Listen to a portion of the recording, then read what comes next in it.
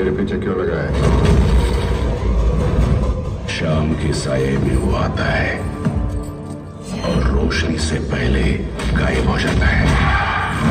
पर ये पता है, उन 12 घंटों में जितने मिल सोए उससे कई ज्यादा हड्डियां वो तोड़ चुका है।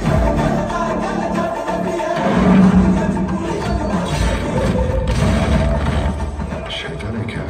नहीं, शैतान नहीं। तो भगवान है।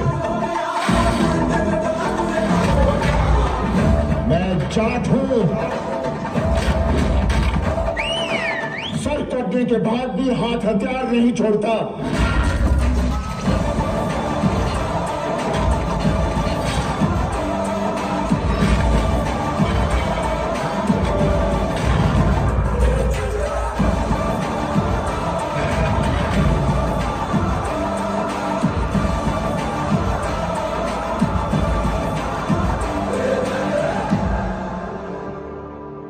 सॉरी भाई, सॉरी भाई।